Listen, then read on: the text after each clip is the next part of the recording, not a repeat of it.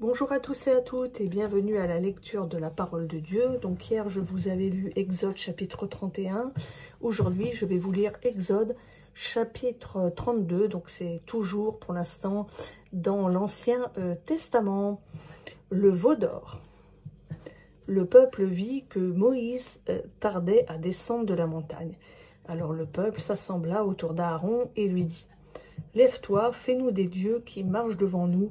Car ce Moïse, cet homme qui nous a fait monter du pays d'Égypte, nous ne savons pas ce qui lui est arrivé. Aaron leur dit: Défaites les anneaux d'or qui sont aux oreilles de vos femmes, de vos fils et de vos filles, et apportez-les-moi. Et tous les gens du peuple se défirent des anneaux d'or qui étaient à leurs oreilles, et les apportèrent à Aaron. Il reçut l'or de leurs mains, le façonna avec le burin, et fit un veau en métal fondu. Puis ils dirent: Israël, les voici tes dieux qui t'ont fait monter du pays d'Égypte. Lorsque Aaron vit cela, il bâtit un autel devant lui et s'écria: Demain il y aura fête en l'honneur de l'Éternel. Le lendemain, ils se levèrent de bon matin, ils offrirent des holocaustes et présentèrent des sacrifices de communion. Le peuple s'assit pour manger et pour boire. Puis ils se levèrent pour se divertir. L'Éternel dit à Moïse: Va, descends, car ton peuple que tu as fait monter du pays d'Égypte s'est corrompu. Ils se sont promptement écartés de la voie que je leur avais prescrite. Ils se sont fait un veau en métal fondu. Ils se sont prosternés devant lui. Ils lui ont offert des sacrifices et ils ont dit: Israël, les voici tes dieux qui t'ont fait monter du pays d'Égypte. L'Éternel dit à Moïse: Je vois que ce peuple est un peuple à la nuque raide. Maintenant, laisse-moi. Ma colère va s'enflammer contre eux et je les exterminerai. Mais je ferai de toi une grande nation. Moïse implora l'Éternel, son Dieu, et dit: Pourquoi, Éternel, ta colère s'enflammerait-elle contre ton peuple que tu as fait sortir du pays d'Égypte par une grande puissance et par une main forte? Pourquoi les Égyptiens diraient-ils: C'est pour leur malheur qu'il les a fait sortir, c'est pour les tuer dans les montagnes et pour les exterminer de la surface du sol? Reviens de l'ardeur de ta colère et du regret au sujet du malheur de ton peuple. Souviens-toi d'Abraham, d'Isaac et d'Israël, tes serviteurs, auxquels tu as dit en faisant un serment par toi-même: Je multiplierai votre descendance comme les étoiles du ciel, je donnerai à votre descendance tout ce pays dont j'ai parlé, et ils en hériteront pour toujours.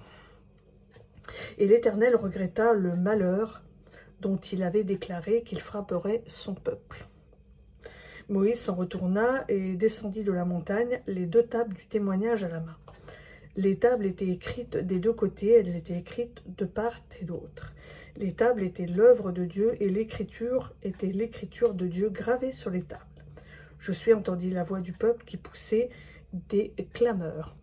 Et il dit à Moïse: Il y a un bruit de guerre dans le camp. Il répondit: Ce n'est ni le bruit d'un chant de victoire, ni le bruit d'un chant de défaite. Moi, c'est un bruit de chanson que j'entends. Comme il s'approchait du camp, il vit le veau et les danses. La colère de Moïse s'enflamma. Il jeta de ses mains les tables et les brisa au pied de la montagne. Il prit le veau qu'ils avaient fait et le brûla au feu. Il le réduisit en poussière qu'il éparpilla à la surface de l'eau et fit boire les Israélites. Moïse dit à Aaron: Que t'a fait ce peuple pour que tu l'aies chargé d'un si grand péché? Aaron répondit: Que la colère de mon Seigneur ne s'enflamme pas. Tu connais toi-même ce peuple, il est porté au mal. Ils m'ont dit: Fais-nous des dieux qui marchent devant nous. Car ce Moïse, cet homme qui nous a fait monter du pays d'Égypte, nous ne savons pas ce qui lui est arrivé. Je leur ai dit que ceux qui ont de l'or s'en défassent. Ils me l'ont donné, je l'ai jeté au feu, et il en est sorti ce veau. Moïse vit que le peuple était dans le désordre, et qu'Aaron l'avait abandonné au désordre, en sorte qu'il était presque réduit à rien devant ses adversaires. Moïse se tint à la porte du camp et dit: À moi ceux qui sont pour l'Éternel, et tous les fils de Lévi s'assemblèrent autour de lui. Il leur dit: Ainsi parle l'Éternel, le Dieu d'Israël, que chacun de vous mette son épée au côté, traversez et parcourez le camp d'une porte à l'autre, et que chacun tue son frère, son ami, son parent.